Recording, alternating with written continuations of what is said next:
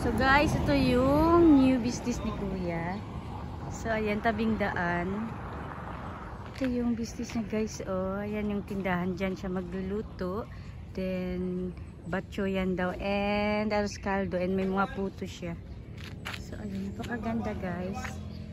So tingnan nyo, napakalaki kasi super highway ito. Super highway. Overlooking yan siya guys. Ayan yung bahay niya, oh. Overlooking yan yung car wash niya. So ayun yung may gasolinahan siya dyan. So overlooking ang Zamboanga City. So napakaganda. So ayan, oh. Mesa-mesa siya guys.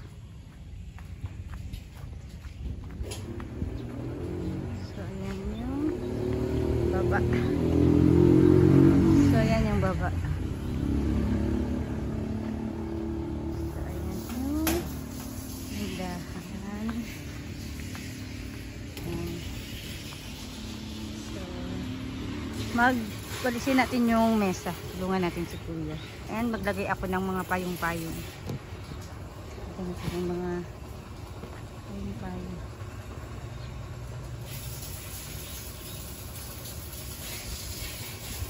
Matumba. So, ayan.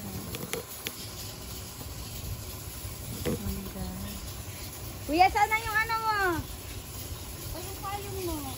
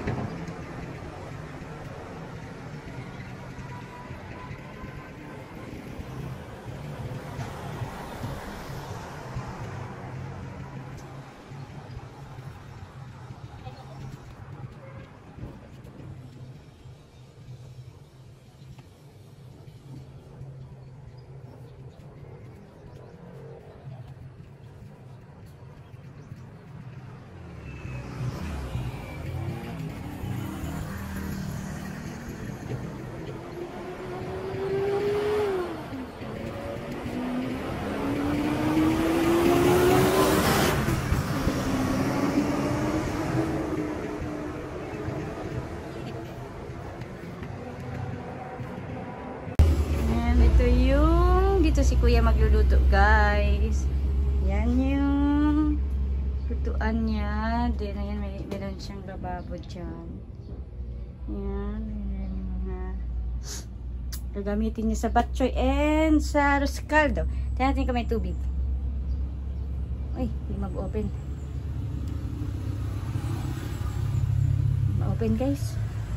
Ma-open. So yan, dyan siya magluluto. Then dito siya maglalagay ng kanyang mga paninda. So ayan.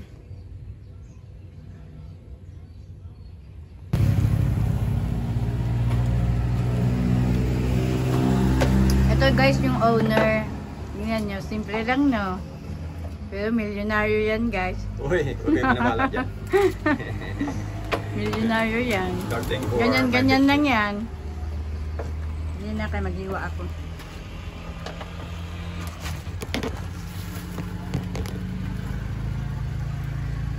Maghiwa ng yan. So, ito yung kalamansi. Hiwain natin para sa bok choy at arroz caldo.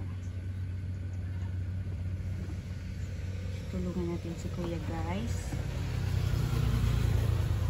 Kasi first 10 daw is libre. So kasama tayo doon sa 10. So libre niya ng bok choy and ng bok choy and arroz caldo. Busy ang ni kuya ngayon ang oras na busy ang araw.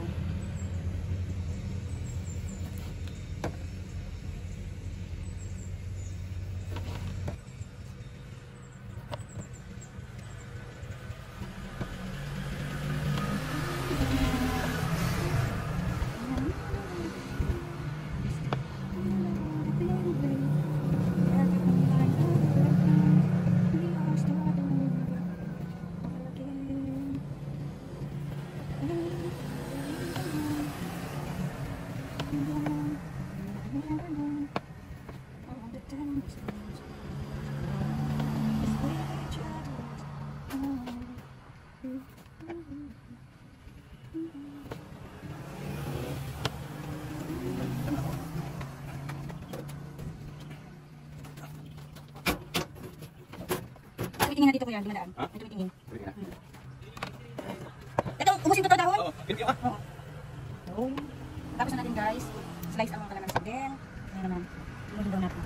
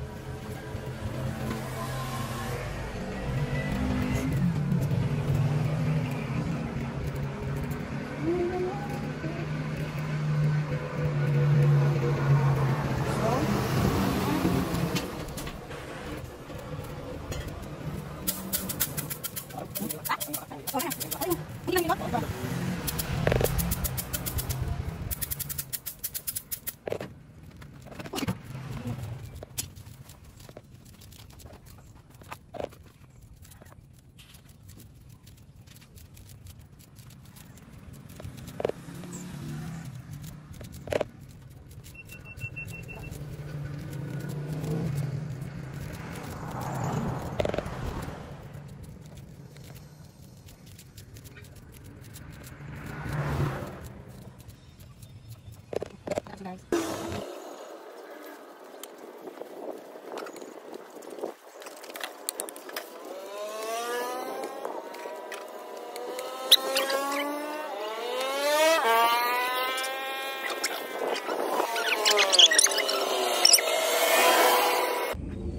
Hello guys! Welcome to my vlog. So nandito pala ako ngayon sa Corote sa Malagutay dito sa Zamboanga City. So ako yung naiwan ngayon. Bale may pinuntahan si kuya kasi nag-open siya ng business niya ngayong araw. So pinuha niya ako para tumulong sa kanya. So ngayon wala siya. Grabe, ang daming kumain ngayon guys ng batchoy at saka arroz caldo ni kuya. Kasi buy one take one yung arroz caldo, then yung batchoy is 50 pesos. So ayun, ang daming kumain. Then ayun, first time kasi ni kuya ngayon na nag-open. So ako din, first time ko din na nag-cater ng ganitong business kay kuya na nagtulong. So medyo ano pa, nagmamadali pa kami ng pag-serve ganyan. So ang daming kumain and ang sarap daw ng batchoy and ng arroz caldo ni kuya. So ang sarap nga guys. So kung ako sa inyo, try nyo dito sa Malagutay, Corote, tabing daan lang talaga siya guys. Then makikita nyo kagad kasi may car wash siya dito. Then ito yung sa middle, yung business niya na batchoyan at arroz caldo, and meron siyang mga gasoline dyan na bote-bote lang. So tabing daan lang talaga siya ng super highway. So kung ako sa inyo, punta na kayo dito guys. Napakasarap. So ngayon iniwan niya ako lang muna dito mag-isa. Ako muna nag-serve. So naka-ready naman yung batchoy, ni-ready na niya. Nakalagay na dyan sa stante. So lalagyan ko na lang ng mainit na tubig. Yun. So waiting natin si kuya. Actually kanina pa ako morning dito, alas 8 ng umaga. And up to now alas 3 na ng hapon. So baka mamaya pa ako uuwi since day 1 pa lang ngayon. And sabi nga ni kuya is 8 PM daw siya mag-close. So hindi na natin naabutin ng 8 PM pa tayo umuwi. So baka mamaya mga 5 plus magpapahatid na ako kay kuya para umuwi. So napakaganda ng lugar niya guys. Kung nakikita nyo, ayan nakaset. Yan. Yan yung mesa-mesa niya. Tabing daan lang talaga siya guys.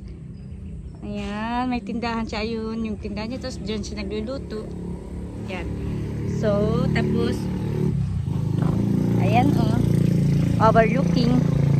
Yan guys, overlooking. So, di ba ang ganda? Tanaw mo yung dagat doon. So, marami dito. Kanina, nagpicture-picture na ako. May mga nagpicture-picture na rin dito kanina. So, yun yung bahay ni kuya. Yan, may kubo siya. So, yan. Tapos, ito yung papakita ko sa inyo. Ito yung daan. So, napakalaki nito guys. 20 meters. Super highway. So, ayan. Ito papuntang Ayala yung lugar na yan. Ito papuntang Kabatangan, Pataon, San Roque.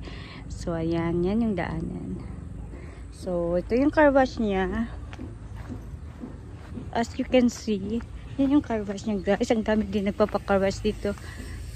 Ayan. Ayan. So, nakikita nyo ba? So, napakaganda. So, ako lang mag-isa dito. Ako, hawak ko yung pera niya. Sabi niya ako daw muna pag may dito. And, naubos na yung ni-ready niyang guys. Ni-ready niyang batchoy. Naubos na dun sa stante. So, kailangan na naman niya maglagay na naman ng batchoy sa mga bowl. So, ayan. Sana dumating na si kuya kasi hindi ko kaya mag-isa. Ako. Kanina may kumain, ako lang mag-isa. So, sabi ko wait lang kasi tignan ko kung mainit pa yung sabaw. So, mainit pa siya. So, mamaya pagdating ni kuya, iinit niya uli yung sabaw para sa batchoy. Yung meron siyang electric stove. So, click mo lang yun. So, ayoko kasi gamitin ng hindi ko kabisado. Mahirap na. Baka biglang may napindot ako dyan. Biglang sumabog. So, ayun yung maraming salamat sa mga nandyan. Thank you for watching. Bye!